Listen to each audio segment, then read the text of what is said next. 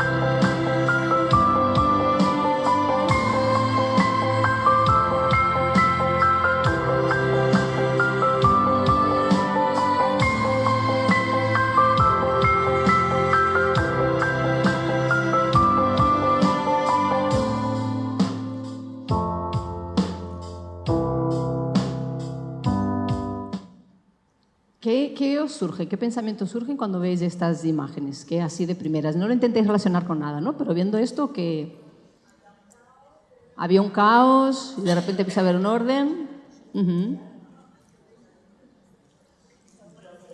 Un proceso. Un caos ordenado. Cuando vi este vídeo me gustó para poder traerlo hoy, porque el principal motivo por el cual hablamos de autocuidado docente es que igual que estos péndulos entran en sincronía y en resonancia, los niños y las niñas en el aula se sincronizan y entran en resonancia con cómo estamos. ¿Sí? Entonces, la manera como yo estoy es lo que marca cómo eso se va ordenando. ¿Se entiende? En este caso de los péndulos, no siempre se sincroniza, se puede sincronizar por muchas, o sea, no siempre se sincroniza con el más largo, el de abajo, pero yo quiero coger esa idea porque me gusta, ¿sí? Es decir, el mayor, el centro, el eje de referencia somos nosotras. Entonces, según como yo vaya, marco un ritmo, marco una frecuencia, marco una manera de estar en el aula y los niños responden a eso. ¿Por qué? Porque somos seres relacionales. ¿Sí? Nosotros nacemos y dependemos de un adulto, dependemos de otra persona para organizarnos, para nuestra supervivencia física, emocional, a todos los niveles. Y entonces la manera como esté un adulto en clase es muy importante, porque los niños van a estar observando eso para ver entonces cómo se colocan. Si yo estoy cansada, si yo vengo con algo que me viene haciendo ruido de casa a nivel emocional, según como yo venga, eso es lo que yo llevo al aula. Y eso es el péndulo que va a ir marcando el resto del ritmo. Los seres humanos tenemos una capacidad que se llama neurocepción. Es una capacidad igual que los demás sentidos, ¿sí?, de percibir las señales del entorno, de percibir las señales que me emiten otras personas de una manera automática e inconsciente, y según esa información que yo recoja, saber si esto supone un peligro o no. Eso lo tenemos todos los seres humanos. Pero los niños y las niñas tienen este radar especialmente abierto, muy, muy desarrollado, porque su vida depende de eso.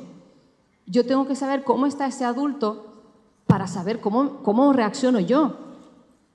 Entonces, si yo estoy en el aula de una manera más tranquila, mi tono, mi manera de estar, esos niños están entendiendo que el aula es un espacio seguro, es un espacio relajado, que el mundo es un sitio en el que puedo estar.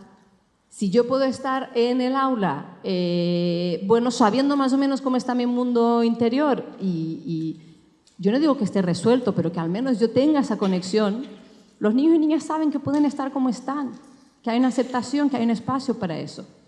Esto es muy sutil, pero es muy, muy, muy concreto.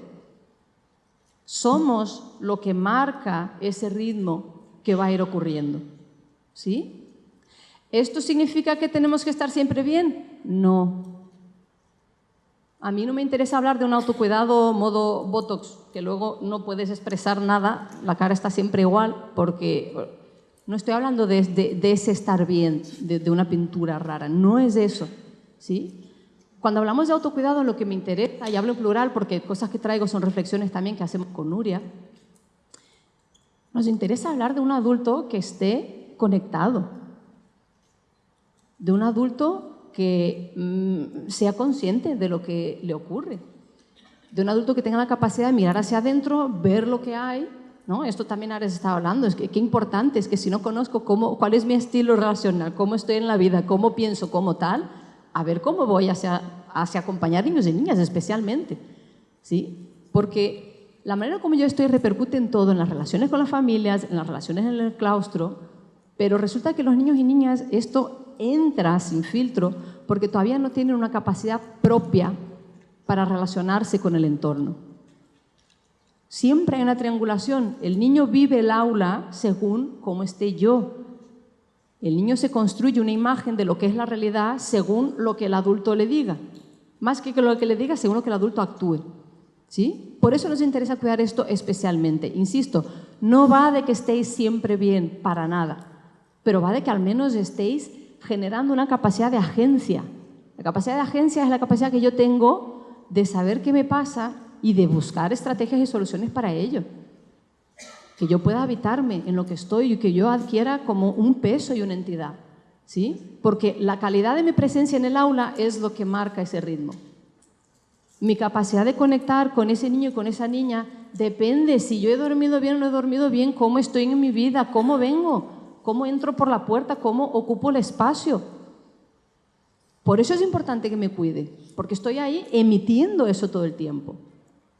¿Cómo voy a ser capaz de responder y atender a las necesidades de estos niños en concreto, de las familias y demás? Pero ahora me voy a centrar sobre todo en la infancia. ¿Cómo voy a atender esto si vengo que no sé ni cómo vengo? La gran mayoría de las veces es que no sé ni cómo estoy.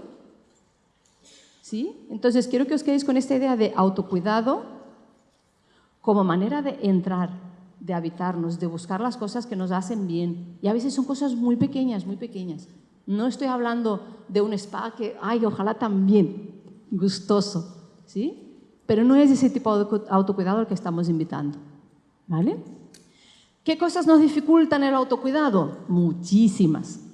muchísimas, ¿sí? Y esto es importante también porque no quiero hablar de autocuidado como si fuera algo únicamente individual, lo que yo hago conmigo. Evidentemente vivimos en un mundo complejo, en un mundo acelerado, en un mundo con un mandato muy grande de producción, resolución. Tenemos muchas cosas fuera que hacen ruido.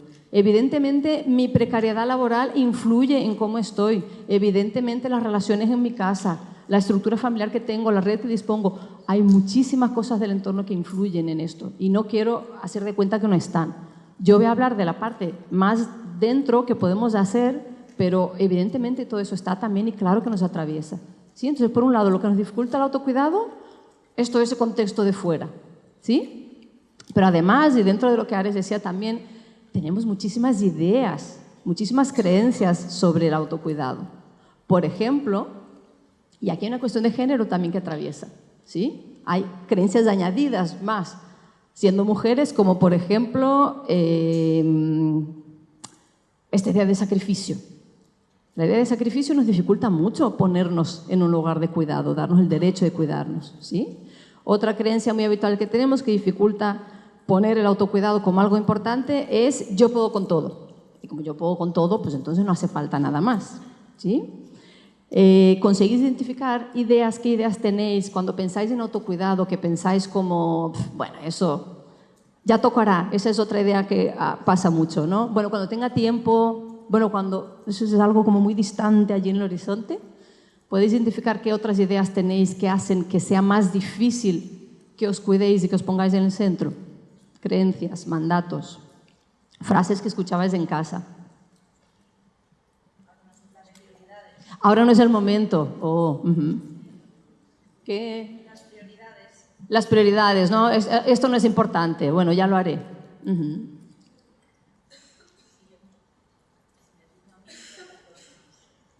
Si me cuido a mí, ¿qué hago con los demás? ¿Sí? Hombre, si dejo de atender, si dejo de estar disponible, lo mismo no me quieren tanto. ¿Sí? Es decir, tenemos un montón de ruido aquí dentro que hace que cuidarnos sea una tarea especialmente compleja. Y por eso me gusta especialmente hablar de autocuidado, porque de verdad creo que es una militancia, necesita una militancia. ¿Sí? Y más en el tiempo de hoy, donde los cuidados a la infancia, cualquier tipo de cuidado no tiene una entidad, parece ser en sí misma, esto no es una militancia que a veces hay que defender un poco con capa y espada. ¿Sí? Es decir, hay un espacio mínimo aquí, que soy yo, que tiene que ser cuidado y que tiene que ser atendido. Porque sí. Y además, porque estoy con niños y niñas. Y si no atiendo esto, ¿cómo voy a estar disponible para atender a niños y niñas? No es viable esto. ¿Sí?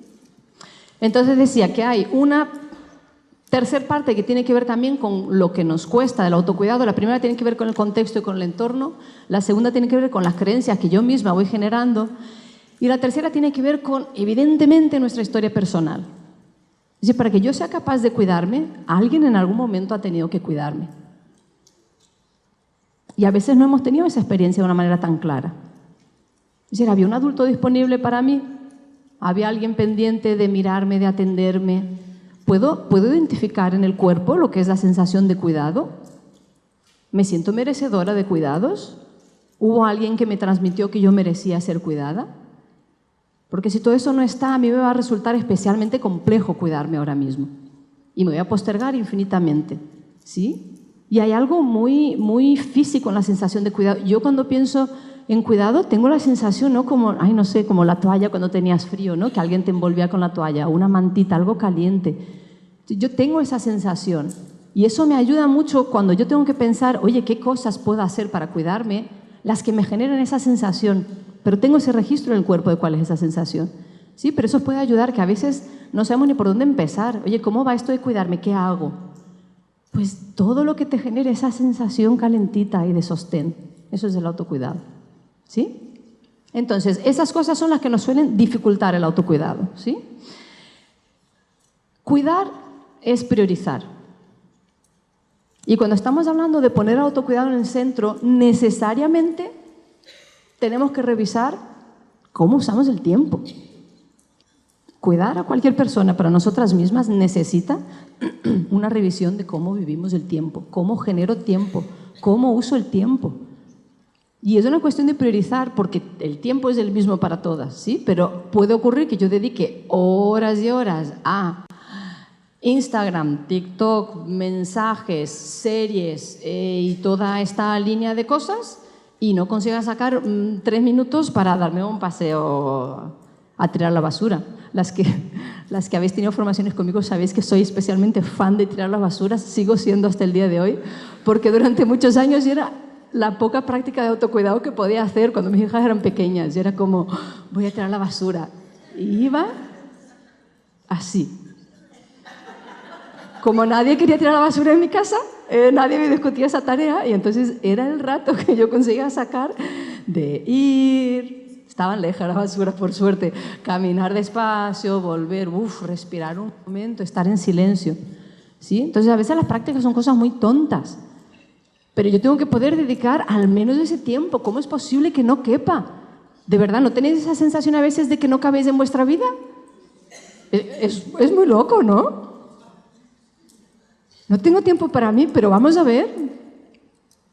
Y no digo que no sea real, yo también estoy atravesada por esa sensación. Por eso hablo de una militancia. O sea, cuando me viene esta idea o esta frase es como, un momento, vuelvo a hacer un cerco aquí de cómo puede ser que no quepa en mi vida. Y esto requiere revisar el tiempo y de verdad seamos honestas de a qué cosa le dedicamos el tiempo, porque eso es lo que está definiendo la calidad de nuestra existencia. Y por eso también para mí el autocuidado es una militancia, porque no es una militancia solo para mí, pero yo puedo vivir siempre en la queja de que los demás no me atiendan. Pero es que hay una parte que tiene que ver conmigo, tiene que ver con este espacio de dentro. Si yo no sé ni qué necesito, a ver quién me va a atender y resolver esto. ¿Sí? Entonces, ordenar el tiempo. ¿Sí? Tomaros un momento y pensar, a lo largo del día, ¿conseguís sacar 10 minutos? 10 minutos. 5 minutos. Para respirar un segundo. ¿Cabe en vuestro día 5 o 10 minutos? A lo largo de la semana, quizás podría caber 30 minutos para algo que a mí me nutra y me dé esta sensación. Durante el mes de 30 días, y los hay de 31, de 30 días, no puedo sacar uno para mí, uno. Sí, porque cuando empezamos a hacer una matemática nos damos cuenta de este cercado que hay que hacer para militar el autocuidado, porque desde fuera evidentemente todo nos invade. Pero no lo compro porque yo tampoco, o sea, yo tuve que no comprármelo a mí misma para poder hacer cambios, ¿sí? No lo compro que no tenga 5 minutos al día. Si le dedico, yo qué sé, a cualquier otra cosa, ¿cómo no voy a tener? Sí, con estas reflexiones empiezo a crear un espacio así, con los codos un poco, de que quepo 10 minutos al día, por favor, 10 minutos míos en mi vida. 30 minutos a la semana, un día al mes. Claro que esto cambia con la realidad de cada una, no es lo mismo, mis hijas ya son mayores, cuando eran pequeñas era tirar la basura. Esos minutos eran mi momento. Las duchas también eran muy largas, ya os digo, cuando se podía. ¿Sí? Entonces en cada contexto va a ser diferente el tiempo que puedo sacar, pero hay que reordenar y priorizar y ver a qué le estamos dedicando tiempo, si no el autocuidado no cabe. ¿Sí? Vale, entonces voy a hablar de 5 ámbitos de autocuidado, ¿sí? Por si nos ayuda a hacer un poco un rastreo de en qué cosas puedo introducir prácticas de autocuidado, ¿vale? ¿Por qué son 5? Porque son las que me apetecía hablar. Entonces, si alguien descubre otra, me lo cuenta y genial. ¿Sí? Pero quisiera entrar en estos ámbitos ahora. El primero, el autocuidado físico del cuerpo.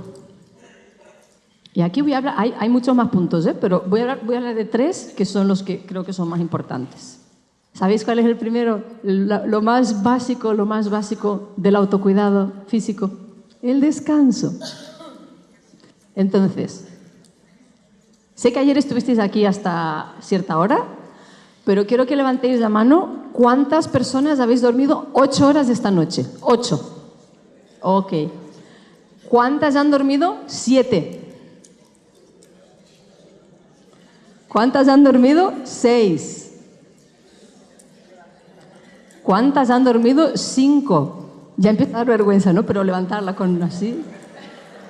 ¿Cuántas han dormido? 4. ¿Sí? Ayer era viernes, voy a dar ese margen, ¿no? Bien. Vamos a ponerlo en contexto. Pero esto, si lo miramos a lo largo de la semana,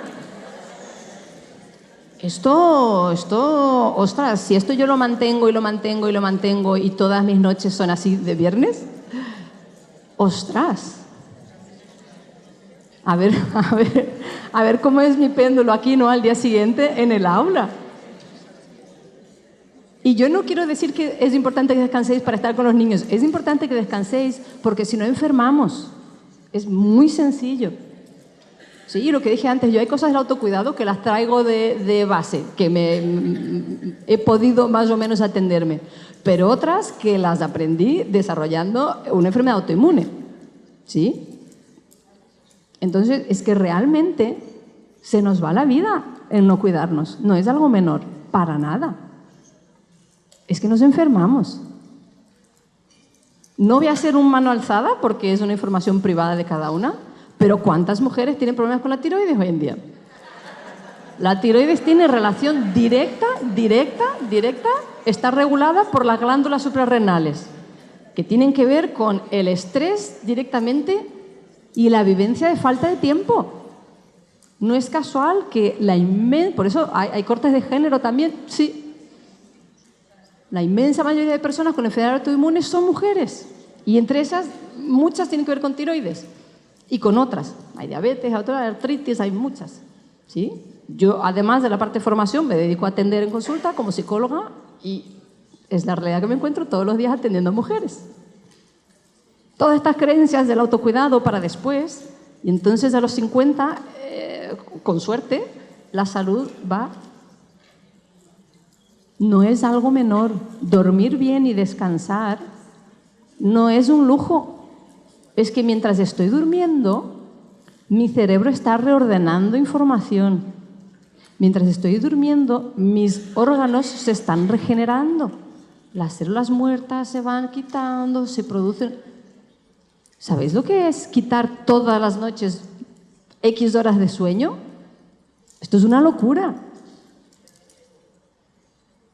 Pero ahí está Netflix con una serie de para que se enganche y se enganche y se engancha. Ahí están los scroll infinitos, ahí están para capturarnos completamente. El descanso es la forma de autocuidado más básica. Y estoy hablando de dormir. Ya luego el resto del descanso que podamos tener, oye, genial, relajarnos de otras maneras. Pero dormir es básico como autocuidado. De verdad, defendámoslo así. Yo he sido madre, sigo siendo, pero he sido madre de niñas pequeñas. Sé lo que es no dormir, sé que a veces no dormimos. No os he preguntado por qué habéis dormido poco, ¿no? Hay muchas circunstancias. Si yo estoy a cargo de alguien, pues duermo menos. O sea, que cada uno lo lleva a su contexto, es a lo que me refiero. A veces no puedo dormir más y esto es lo que hay y ya está. Y estoy en paz con esto. Porque otra cosa que no quiero es que el autocuidado sea una exigencia más. Otra cosa más que tengo que atender ahora, dormir. Joder, no es de... ¿no? No quiero eso, no es ese mi objetivo. Pero sí tomemos conciencia de que esto evidentemente pasa factura. Y pasa factura.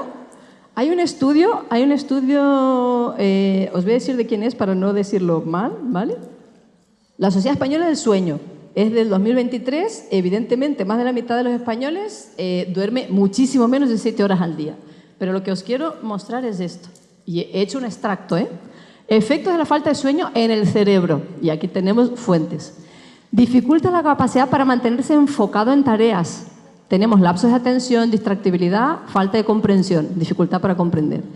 Disminuye la capacidad para evaluar adecuadamente las situaciones, ponderar opciones, seleccionar la mejor respuesta, lo que resulta en juicios pobres y comportamientos impulsivos. Afecta la regulación emocional, generando más irritabilidad, ansiedad, predisposición a la depresión, deteriora la empatía y la capacidad para interpretar las señales sociales y emocionales en el otro. La lista era muy larga, he puesto las que me cabían ahí.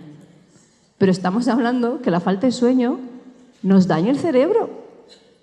Y que cuando estoy con un niño y con una niña no quiero tener una capacidad de regulación emocional. Sí. No quiero tener una capacidad de conectar con el otro y de tener empatía. No quiero tener una capacidad cognitiva de toma de decisiones correctas. Es un mínimo de lucidez el que yo tengo que tener en general en la vida, pero sobre todo cuando estamos con niños y niñas. Entonces, esa falta de paciencia, esa irritación crónica, tiene mucho que ver con lo poco que dormimos, entre otras cosas. Lo repito mucho porque es que me parece peligroso cuando llevamos el discurso a solo lo individual. Hay muchísimas más cosas, ¿no? Y ahí hay una huelga la semana que viene para reclamar de condiciones que evidentemente influyen en nuestro bienestar, evidentemente, ¿vale? Pero esta sí que depende un poco más de mí. ¿Sí? Entonces, autocuidado, primer nivel, físico, cuerpo, dormir, todo lo que podáis. Es que me gusta especialmente dormir, pero ya no digo que seáis viciosas como yo, pero que al menos haya un descanso, ¿sí? Mínimo, correcto, adecuado. Siguiente elemento de autocuidado en lo físico, la alimentación, evidentemente. No entraré mucho ahí, podría haber traído otros estudios más sobre cómo influye el consumo de alimentos ultraprocesados y el azúcar, pero no hace falta. Pero que nos alimentemos de una manera medianamente sana repercute en nuestra salud, pero es que además repercute en el estado de ánimo. ¿Sí?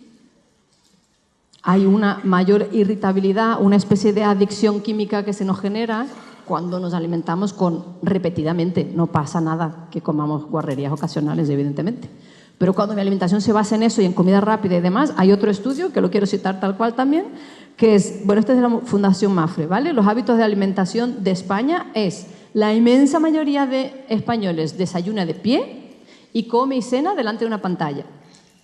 Entonces, si yo estoy hablando que el autocuidado es una conciencia y un habitarme, y como de cualquier manera y como con una pantalla, pues no es eso. Alimentarme es otra cosa. Sé que no siempre se puede, lo sé. Yo lo que quiero, cuando estoy trayendo estos puntos, es que podáis reflexionar, oye, ¿hay algo que yo podría cambiar en esto? Mínimamente. ¿Puedo apagar la tele si es que está la tele? ¿Puedo no mirar el teléfono mientras como? Porque estoy completamente disociada, estoy comiendo, pensando en otra cosa, ni siquiera registro lo que estoy comiendo.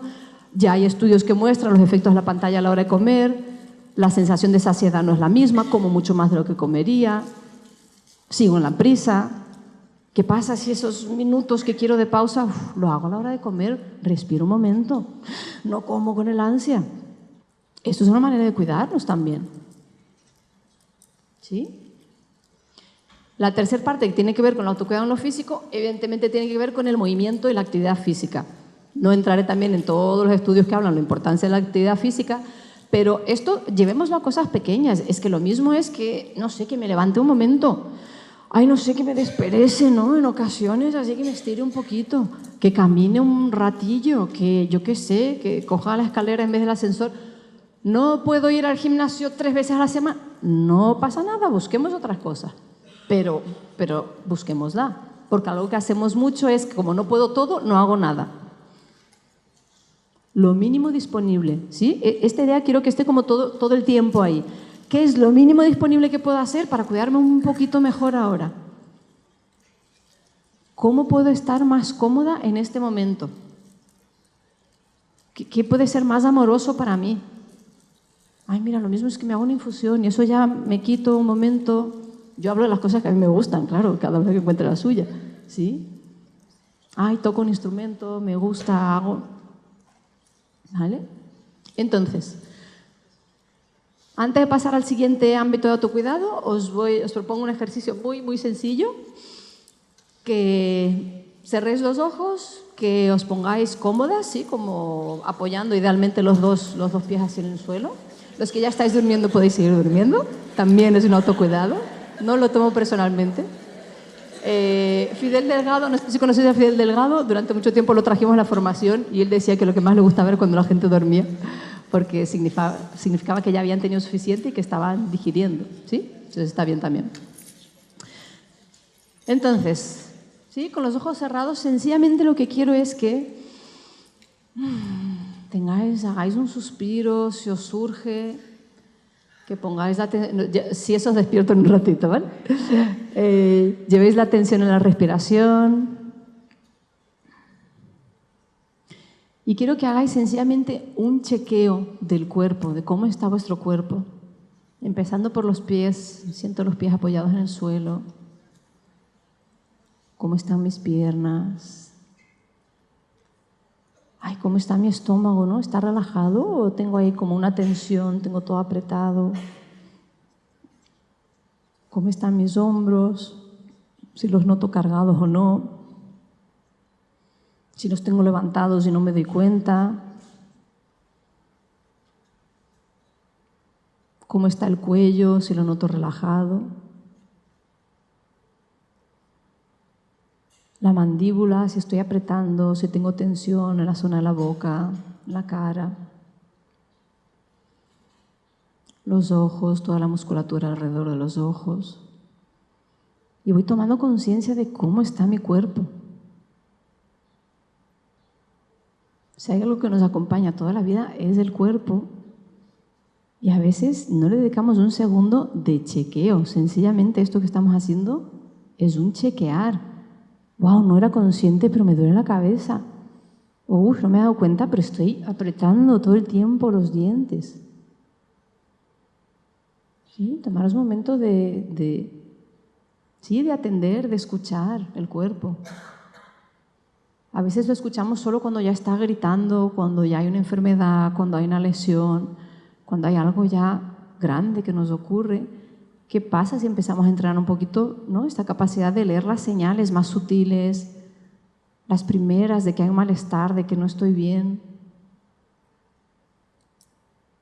Qué diferente, ¿no? La sensación de estar en un cuerpo habitado, en un cuerpo consciente. Qué diferente es estar en el aula sabiendo cómo estoy, siendo conocedora de esto. ¿Vale? Podéis respirar de nuevo, despacito, ir volviendo. Sin invadir mucho el espacio de al lado, os podéis desperezar un poquitín, así, como mover un poco el cuerpo, despertarlo de nuevo. Todavía os queda un rato aquí. ¿Sí? Pero ¿cómo es? ¿Habéis encontrado alguna información de algo que ni siquiera os habéis dado cuenta de cómo está el cuerpo? ¿Alguien quiere compartir algo?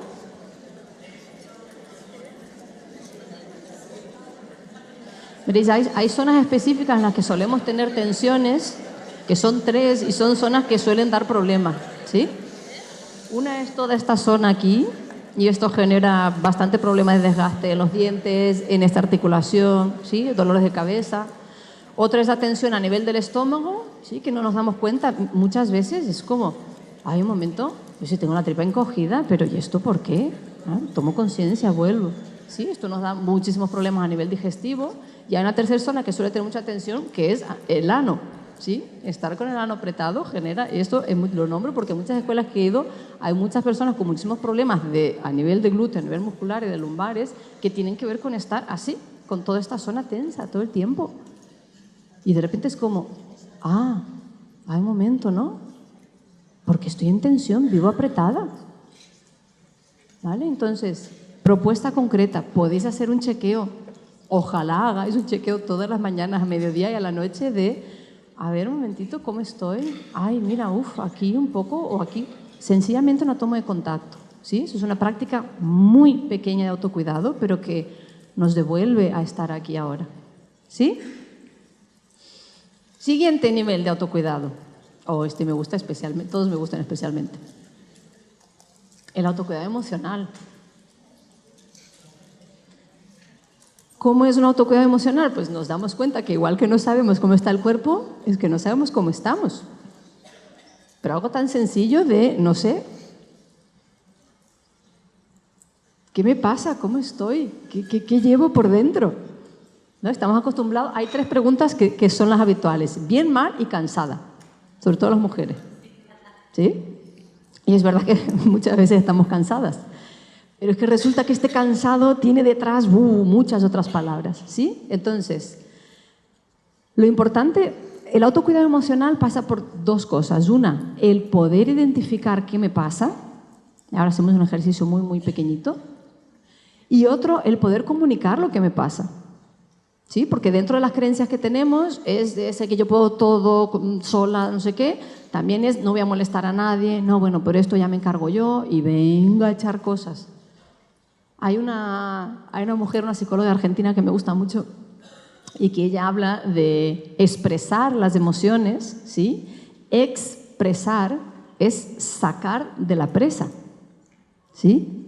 Estamos ahí con una presa contenida, y luego pasa algo que es la gota y ¡buah! Y ya lo que sea. O el enfado máximo, o me echo a llorar, o lo que sea, ¿sí? Estas señales que vamos así de 0 a 100 son que vamos acumulando y acumulando y acumulando. Entonces, expresar es ese, ¿no? Una vía de salida. Conversar con otras personas, compartir lo que nos pasa. Y de nuevo retomo el ámbito de la psicología porque sabemos que en la salud mental ahora mismo los docentes y las docentes están mal. Y entre otras cosas tiene que ver con me encierro aquí dentro y no lo comparto, y no, buscar a alguien con quien poder hablar y con quien poder compartir lo que ocurre. Entonces, me gustaría que os toméis un minuto vosotras mismas y apuntéis al menos 4 o 5 palabras de cómo estáis. Las de la melonera tenéis el listado muy reciente y tenéis trampa, pero bueno. ¿Cómo estáis ahora? Buscar palabras para sentimientos de cómo sentís ahora. Al menos 4, ¿eh? O 5.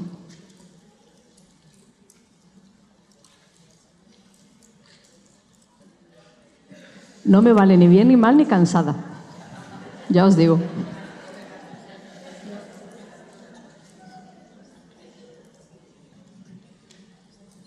¿Vale? ¿Tenéis? 3, 4. Algunas lo tienen muy hecho y otras ahí buscando. ¿A quién le resulta muy fácil y lo puede hacer como muy rápido? Poner 4 o 5 palabras de cómo estáis. ¿A quién les ha resultado muy fácil y tiene como... Me vienen muchas palabras en mente? Que levante la mano, por favor, así lo vemos. ¿A quiénes les cuesta encontrar palabras para escribir cómo estamos? Que levanten la mano. ¿Entendéis que cuando hablo de autocuidado emocional es que al menos sepamos cómo estamos? O sea, estoy yendo a lo básico, ¿eh? No vamos mucho más. Si yo no sé cómo estoy y yo vengo a la escuela y vengo a la aula con cómo estoy, voy a reaccionar todo el tiempo, ¿sí? Vivo de manera reactiva, reacciono, pasa algo, pero porque no he mirado previamente cómo estoy, ¿sí? Entonces, tenemos un desconocimiento bestial de nuestros estados de ánimo, como para poder expresárselo a otra persona, pero es que internamente yo tampoco sé cómo estoy. Fijaros, de verdad, lo voy a decir de nuevo, estamos hablando de algo muy básico, cómo estoy, qué estoy sintiendo en este momento. Pero resulta que no tenemos un hábito de hacernos estas preguntas, ¿sí? Por eso es una práctica de autocuidado, preguntarme cómo estoy y buscar las palabras para ello, ¿sí? Os voy a poner aquí, os voy a poner 2 listados. Buah, este listado está hiper reducido. Esto es un listado de sentimientos, no entraremos en muchos detalles, pero sentimientos que puedo considerar más desagradables. Por si queréis, yo siempre lo llamo esto el ir de compras de las emociones, porque cuando las vemos en palabras, entonces decimos, ay, sí, me pasa esto, me pasa lo otro, yo puedo identificar esto, lo reconozco, ¿sí?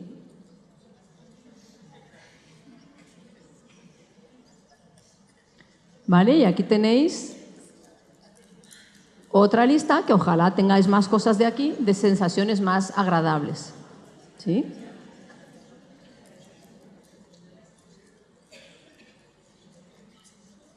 Entonces, una práctica importante de autocuidado es conocer más palabras para expresar cómo estamos.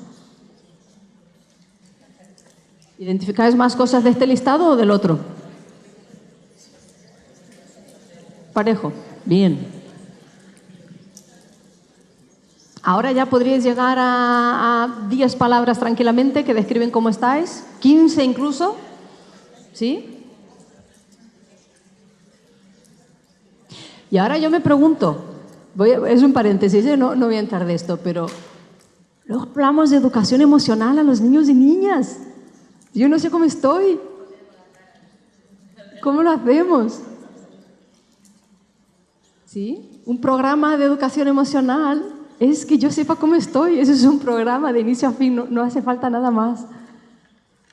Que yo, que soy un adulto consciente y que estoy haciendo una práctica de ocupar mi interior y atenderme, sé cómo estoy. Y entonces, pues soy consciente y estoy como estoy, ¿eh? Yo no digo que esté siempre así, para nada. Pero si yo sé cómo estoy, me veo de fuera y digo, uy, hoy estoy más atenta con esto, sé cómo vengo. ¿Sí? Hemos hablado de autocuidado en lo físico, ¿sí? Conectar con el cuerpo, autocuidado emocional. Tercero, autocuidado en los pensamientos. Aquí, las cosas que ha estado hablando Ares antes, ¿no? De saber cómo pienso, de conocer todo esto es importante. Una de las cosas que más consume energía, y cuando digo energía estoy hablando de azúcar gastado para funcionar nuestro cerebro, la actividad que más consume energía es pensar. Entonces, ojo con nuestros pensamientos. Porque si lo que estamos hablando es de optimizar los recursos y optimizar el tiempo y la energía, y yo estoy todo el día con el diálogo interno, que lo llamaba Ares, esto gasta muchísimo. ¿Sí? Entonces, una práctica de autocuidado en este nivel mental es que yo observe mis pensamientos y sea conocedora de mis pensamientos.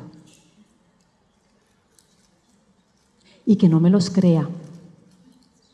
¿Sí? Porque nos creemos las cosas que pensamos como si fueran la realidad. Es algo que me resulta muy divertido. De si yo creo, pues este niño, esta familia, y me pienso que eso es la realidad. No, es un pensamiento mío. La realidad existe fuera y luego hay un pensamiento mío. Y son cosas diferentes. Entonces, una práctica de autocuidado es observar lo que pensamos y no dejar que eso se extienda como una plaga por todo el tiempo que tenemos del día. Entonces os propongo un pequeño ejercicio que es, me vale con una, pero puede ser que apuntéis una o dos frases típicas vuestras, habituales, de esas que decís o las decís o que las pensáis. Que puede ser, hay una frase que culturalmente está muy extendida aquí, que es la de no me da la vida. No me da la vida. Yo me pregunto, ¿no? ¿Cómo vamos por la vida cuando tenemos esa frase así todo el rato? ¡Buah! Entiendo que es cultural, ¿no? Pero, ostras, no me da la vida. Pero me refiero a pensamientos genéricos también, ¿eh? Por ejemplo, no sé, podría ser, esto se me da fatal. Y estoy todo el día con esa frase. Esto se me da fatal, esto no lo sé hacer, es que no soy capaz. O podría ser, juego a las familias, y juego a las familias, y juego a las familias, y juego a las familias todo el día. ¿Entendéis a lo que me refiero? Entonces quiero que identifiquéis, no lo vais a tener que compartir, ¿eh? Esto es para vosotras y autoconocimiento. Frases habituales, pensamientos habituales que tenéis ahí todo el tiempo y que primero los identifiquéis, porque igual que esto no me da la vida, ¿no? Los decimos en automático y que os deis cuenta cuánto tiempo ocupa eso en vuestra cabeza, cuánto espacio ocupa y cómo me influye en la manera como yo estoy en el mundo. Entonces, sí, es una práctica de autocuidado, un poco de higiene mental. Si yo quito todo el tiempo que empleo en esto y lo recupero para mí, para dormir, ojalá, pero para lo que sea, ¿sí? Estamos intentando recuperar tiempo que dedicamos a cosas que no nos aportan. Y el pensar repetidamente lo mismo, que normalmente además son cosas desagradables, no aporta, ¿sí? Tercer nivel de autocuidado mental. Cuarto, social relacional. Como dije al inicio, somos seres vinculares, ¿sí?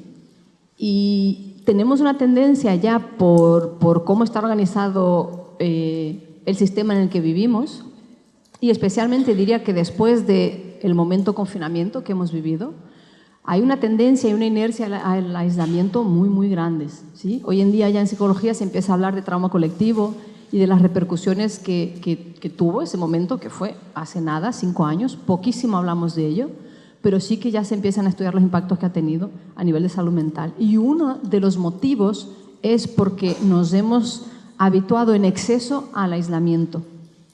Y yo no estoy hablando, porque es muy, muy importante, un espacio individual, un espacio vacío, el silencio, la soledad, también son maneras de cuidarnos. Pero yo estoy hablando del aislamiento un poco así como generalizado que a veces ha quedado, ¿sí? Entonces, un autocuidado a nivel social y de relaciones es encontrarme con otras personas. Algo tan sencillo como esto es una práctica muy importante, autocuidado.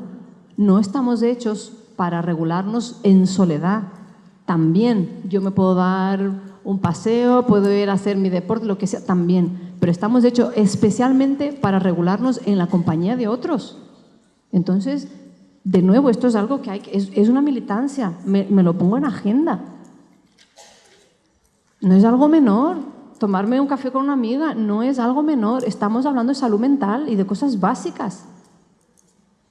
Si me junto para estar con los pensamientos eso, R que R, no nos hace tan bien. Pero bueno, incluso eso, ¿sí? Pero ojalá sean otras cosas. Pero generar una red, hacer tiempo en la agenda para ello. Insisto, no es algo menor.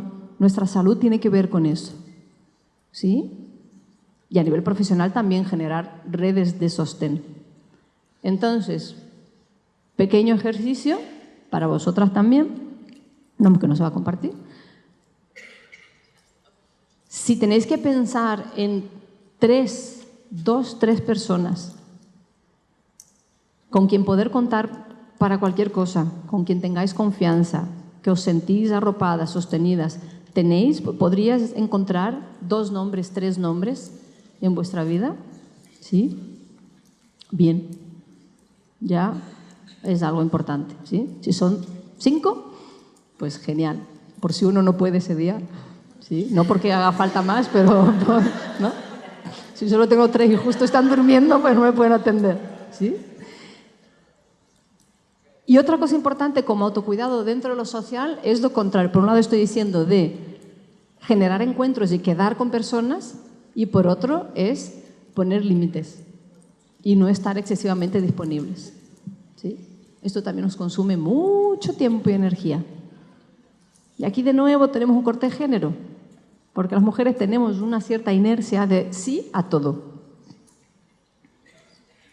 ¿Me piden algo? Sí. También. Y yo ya veré cuando cabe lo mío. Entonces, poner límites y no estar sobredisponible por encima de nuestras capacidades es una práctica de autocuidado. Vale. El último nivel de autocuidado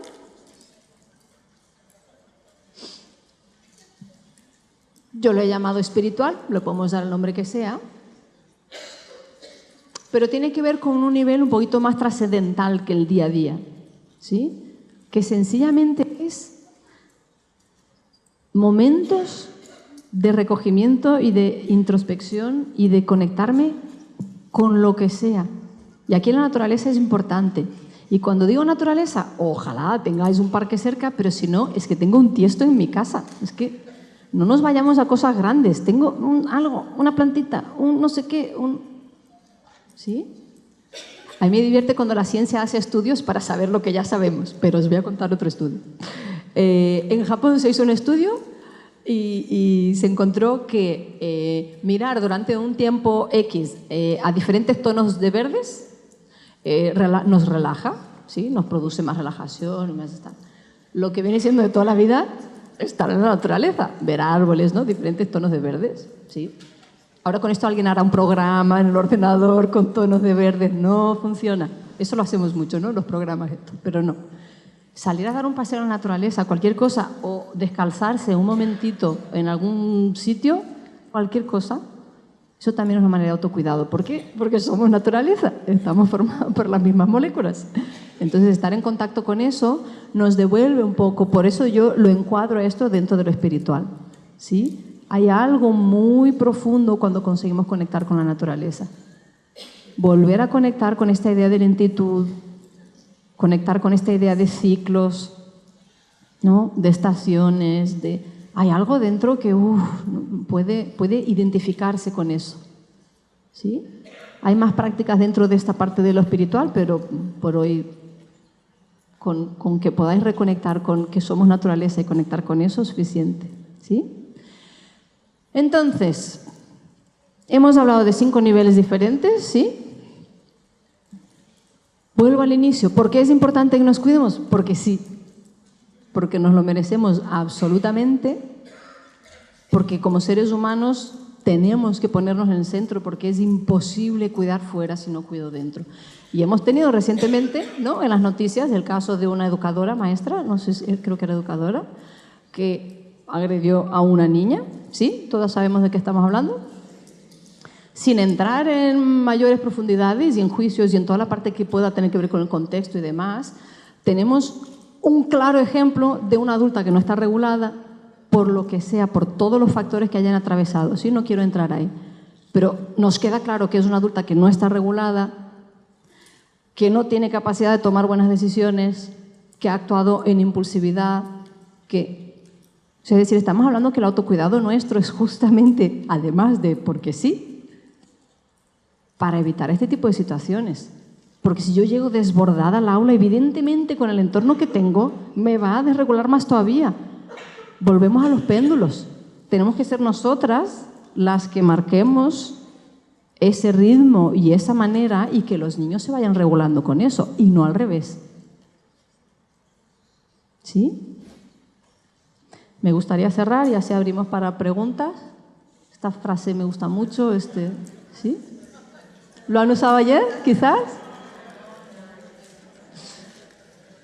Eres agua, no te agites. Eres tierra, no te seques. Eres cielo, no te nubles. Eres fuego, no te apagues. ¿Sí? A mí me gusta, quizás porque sea más tierra, ya hablaré con Ares.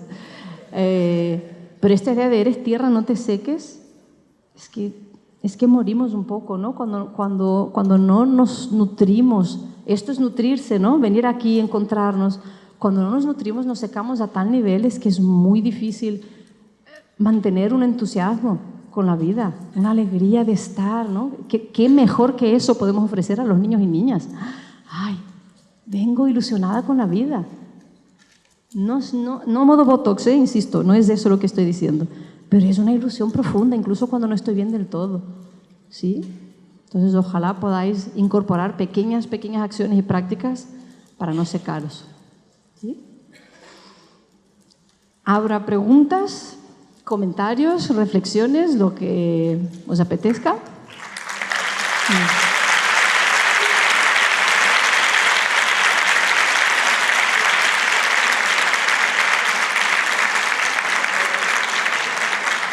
Quiero nombrar a las de Yedra que están por allí, que luego os he visto que también están fichadas.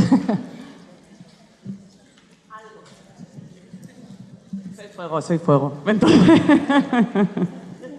Nada, darte las gracias, me ha encantado. Y nada, decirte que me parece súper difícil hacerlo de la higiene mental. O sea, he conectado con... no soy capaz, ¿sabes?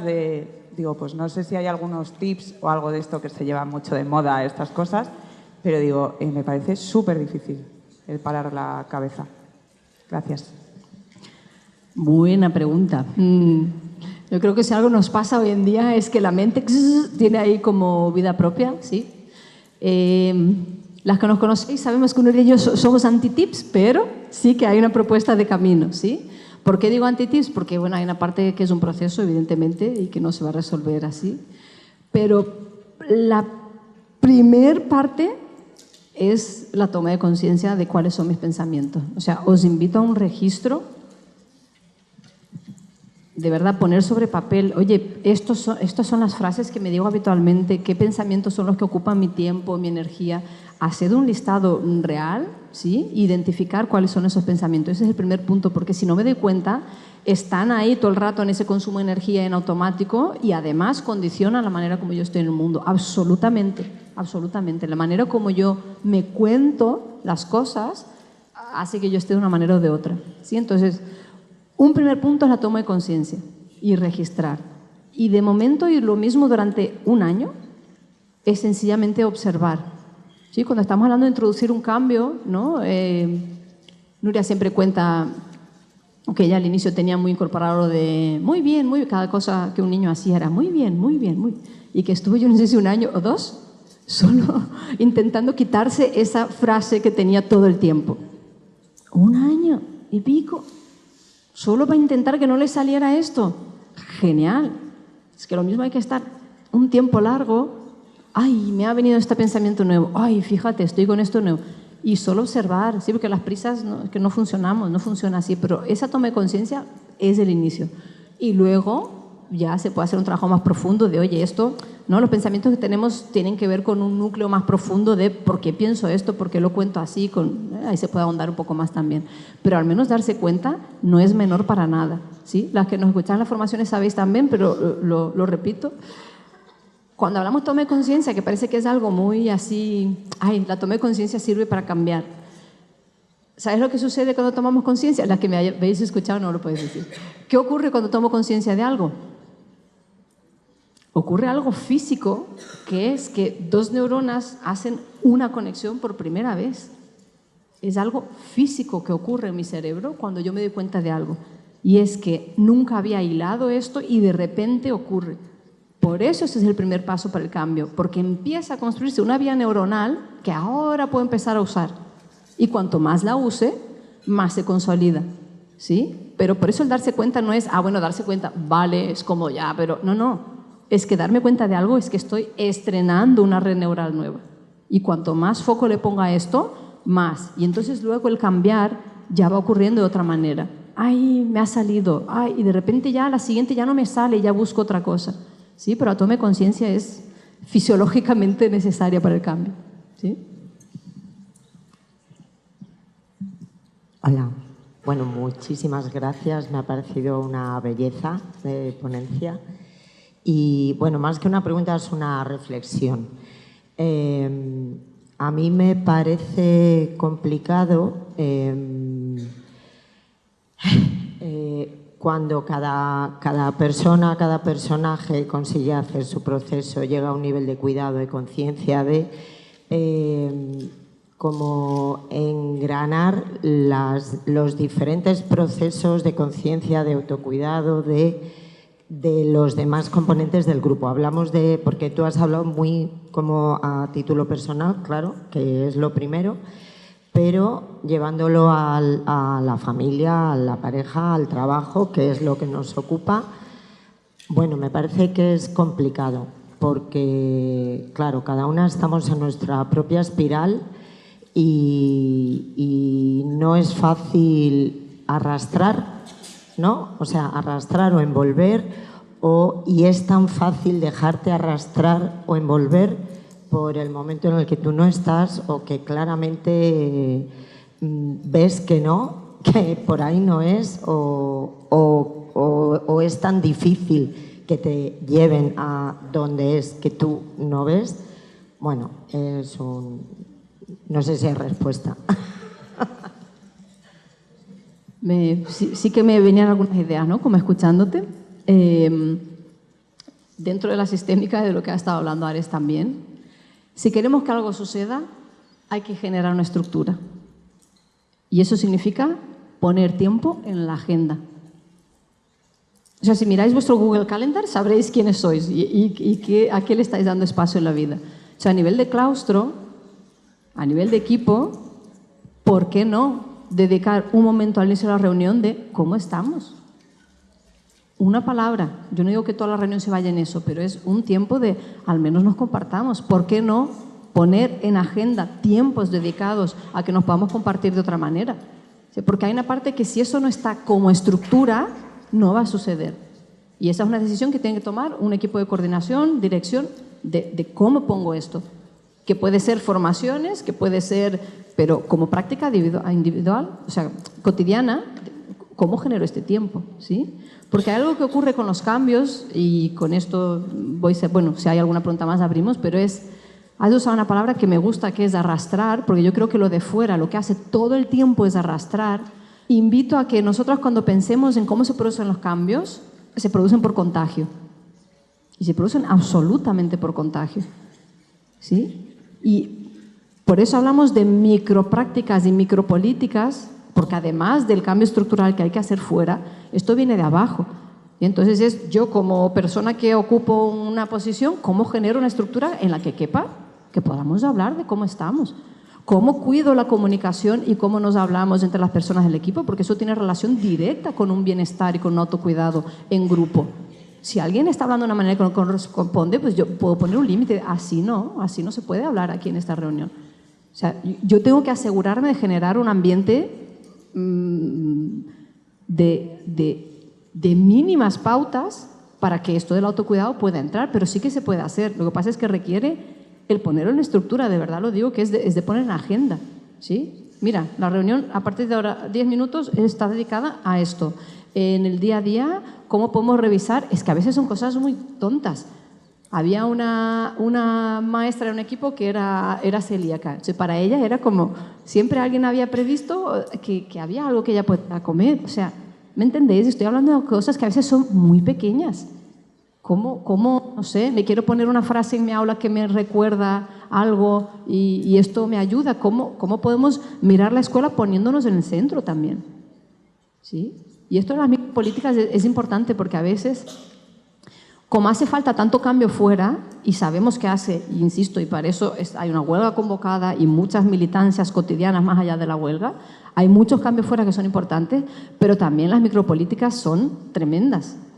Tremendamente potentes, a eso me refiero. ¿Sí? Tenía una maestra en mi vida previa antes de la maternidad, yo estaba metida en psicología social y estudié en Brasil, y el máster en psicología social teníamos una profe, estuvieron muy metidas en la época con un movimiento que se llama Grupo Tortura Nunca Más, en Brasil en la época de la dictadura.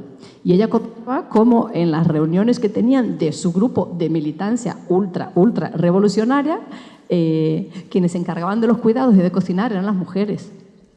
Y entonces ella decía, qué loco era esto de estar, ¿no?, a un nivel de un tipo, pero cómo se colaban estos microfascismos que ellas llamaban, ¿sí? Cómo se nos cuelan estas microprácticas que no nos van.